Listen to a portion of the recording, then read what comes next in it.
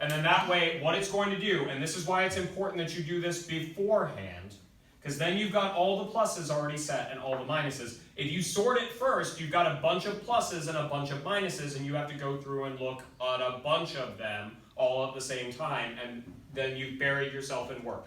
Set the whole thing up first. The numbers it's going to give you are complete trash and nonsense until after you've set the whole thing up, you sort them, and now this first output goes up right underneath the first input. And then when there's a dark period, that's why you can't just look at every other line. When there's a dark period, you're going to see 5 inputs, but then the next output will get put in the spot that it is if you're sorting by the start time. Yeah, Then if you've got all of this set up, what falls out the end is the answer you're looking for. It's just really weird because like during the dark period, it's still building up. It is. Like still seeing the pictures, so like. And that's why having the first pass of knowing I need a hard drive at least 6 units and I need an output rate of at least this much, this is the one that allows you to go in and really get in close, because it may be, well, I only actually need like 5.5 units and that's actually really close to, this hard drive might do it, where you can actually go in. With this, it's doing them concurrently.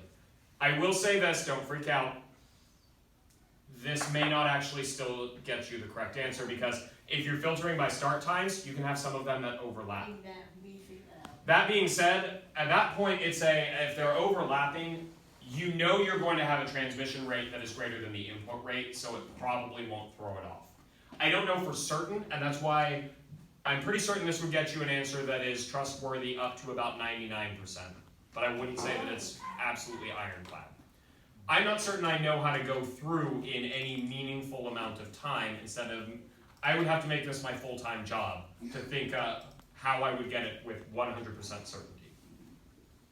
This has got to be, honestly, I think Stellar Explorer's viewpoint is if the students are doing this, then that's well above what we would actually expect for this. But I would also say that it's entirely possible that a couple of the teams out there are doing this. And they're the ones that hopefully you all will be going against when you do finals. And also the teams that have been doing this for 12 years and have all the knowledge. That's true, but you've also, we've also got stuff where institutional fluctuations where it's like you can have all that knowledge base, and if you don't have the next generation coming in, when those people graduate and they leave, you're not against the same people each time.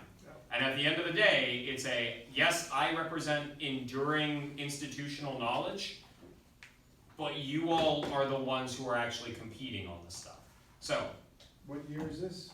The competition? This is year 3. For us, yeah, this is our 3rd year. How many years has this competition been in effect?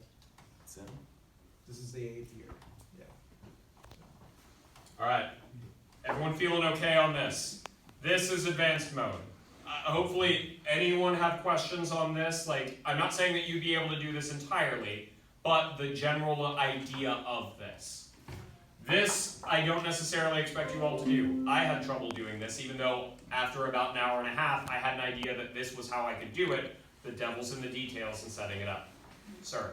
So I'm trying to think about it again, but because we talked about the overlap and kind of the offset. Yep. So what happened was the contact between the thing that we're taking pictures of Yep. had 188 axes, and then the other thing only had 100, I think. yeah, something like that. Yeah. So the thing we spent about an hour and a half on was trying to line those up with each orbit, because we know we had 188 orbits, and then lining up the axis with the ground with the orbits to have those spaces. Yeah. Is that worth the time? I don't know. I mean, it might be. Yeah, we just spent a lot of time on it. I'm not saying, I can't tell you which of these, on paper I can tell you which of these is better, but this one operates under the assumption that you're not dropping data. And that's why I said, okay, of our 3 teams, the team that got the highest score, they went with a configuration that I put a red line through that I said I wouldn't go with this one because I had a good suspicion that it was dropping data. But then again, my analysis, and that's why I'm scratching my head a little bit, had some of these that were not dropping data, and so part of me actually wanted to go through and actually check this thoroughly because, yeah, dropping 40% of the data under ideal circumstances seems ridiculous. The team that got the highest score out of the 3 that we've got dropped 3/4 of the data that they actually collected. The most data. Yeah, and so that's one where it's